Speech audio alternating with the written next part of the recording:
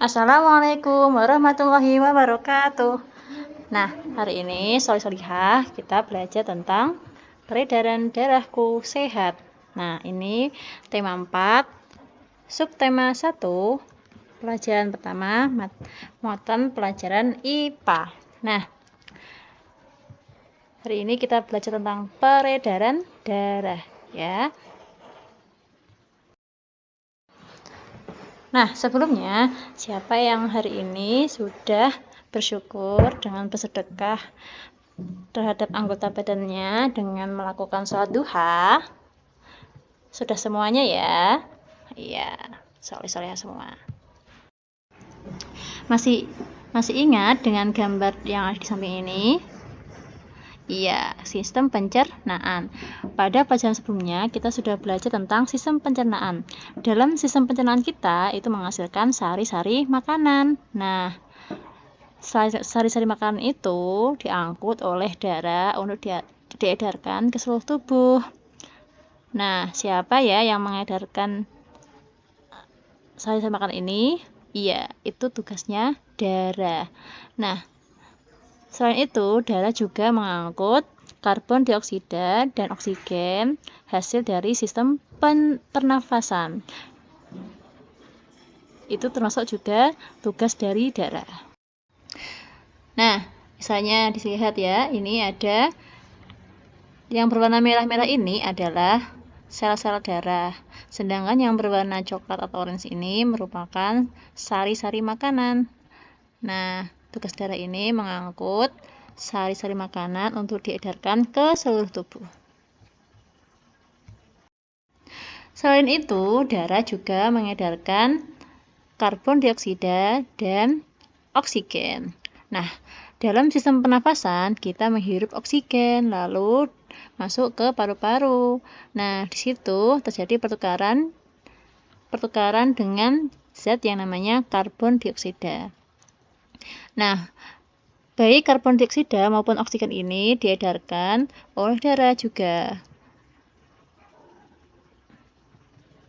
Yang putih-putih ini merupakan oksigen, sedangkan yang hitam-hitam ini merupakan karbon dioksida. Mereka diangkut oleh yang namanya darah. Nah, darah ini mengalir melewat dan dipompa oleh yang namanya jantung. Nah, nanti ada yang namanya jantung dan pembuluh darah.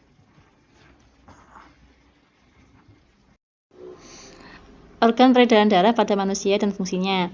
Mengalirnya darah yang dipompa oleh jantung di dalam tubuh disebut sistem peredaran darah. Nah, sistem peredaran darah manusia tersusun atas jantung, pembuluh darah, dan darah.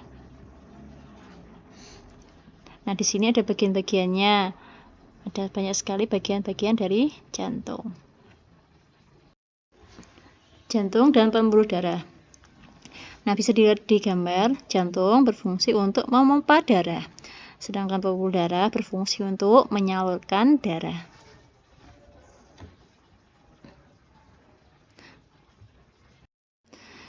Nah, dilihat penampang jantung. Nah, bagian-bagian jantung ada yang namanya serambi kanan. Berfungsi untuk menerima darah.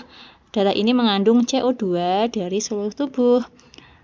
Di bagian bawahnya ini ada yang namanya bilik kanan.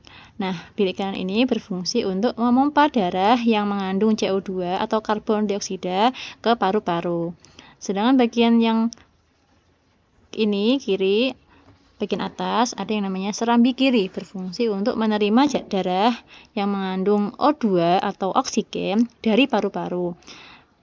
Dan ada lagi yang namanya bilik kiri, berfungsi untuk memompa darah yang mengandung oksigen atau O2 ke seluruh tubuh.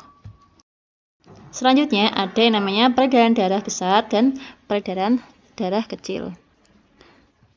Peredaran darah besar dimulai dari bilik kiri, lalu menuju kapiler seluruh tubuh, lalu menuju vena atas dan bawah, lalu lanjut ke serambi kanan.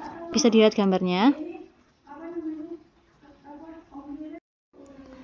Nah, selanjutnya peredaran darah kecil dimulai dari bilik kanan menuju arteri paru-paru, lanjut ke paru-paru, lalu masuk ke vena paru-paru, dan yang selanjutnya masuk ke serambi kiri. Bisa dilihat gambarnya ya. Dimulai dari bilik kanan, lanjut ke arteri paru-paru, masuk ke paru-paru, lalu masuk ke vena paru-paru, dan terakhir masuk ke serambi kiri. Nah, selanjutnya bisa dilihat perbedaannya. Peredaran darah kecil ini nanti berhubungan atau masuk ke bagian paru-paru. Sedangkan kalau peredaran darah besar itu nanti dia berhubungan dengan ke seluruh tubuh. Nah, selanjutnya fungsi darah. Ternyata ada banyak loh jenis-jenis darah itu. Ada sel darah merah, sel darah putih, ada plasma darah, dan ada keping darah. Yang pertama, plasma darah. Plasma darah ini berfungsi mengedarkan zat makanan ke seluruh tubuh. Yang kedua, ada sel darah merah, berfungsi mengangkut oksigen ke seluruh tubuh. Yang selanjutnya ada sel darah putih, berfungsi membasmi kuman yang masuk ke dalam tubuh. Jadi kalau ada virus atau bakteri, nah ini yang melawannya, ini adalah sel darah putih. Selanjutnya ada keping darah. Keping darah ini berfungsi untuk menutup luka. Jadi jika sel-sel semua itu ada yang terluka anggota badannya, nanti ada keping darah yang berfungsi untuk menutup luka tersebut. Masih ingat ya? Diingat ya fungsi-fungsi dari masing-masing, baik plasma darah, sel darah merah, sel darah putih, dan yang terakhir keping darah. Peredaran darah hewan dan fungsinya. Yang pertama pada serangga, contohnya pada belalang ya. Nah, yang pertama memiliki sistem peredaran darah terbuka. Yang kedua, serangga juga memiliki jantung dan pembuluh darah. Selanjutnya, struktur jantung pada serangga masih sederhana sehingga disebut jantung pembuluh. Sedangkan pada ikan, dia memiliki sistem peredaran darah tertutup. Jantung ikan memiliki dua ruang, yaitu satu serambi dan satu bilik. Bilik memompa darah ke arah insang untuk mengambil O2 lalu diedarkan ke seluruh tubuh. Yang terakhir, serambi kemudian menerima CO2 atau karbon dioksida dari seluruh tubuh. Nah, tadi ada peredaran darah terbuka dan peredaran darah tertutup. Nah, nanti di rumah soleh-solehah semuanya mencari apa itu sistem peredaran darah terbuka dan sistem peredaran darah tertutup. Ditulis di buku lalu dikirim kemudian ya. Yang terakhir, nah manfaat peredaran darah. Nah, jika peredaran darah kita lancar, manfaatnya ada banyak sekali. Nah, yang pertama kita akan selalu sehat. Yang kedua, bebas dari penyakit jantung dan stroke. Yang terakhir, paru-paru kita juga lebih sehat. Nah, begitu pelajaran IPA pada hari ini. Kurang lebih ya mohon maaf. Wassalamualaikum warahmatullahi wabarakatuh.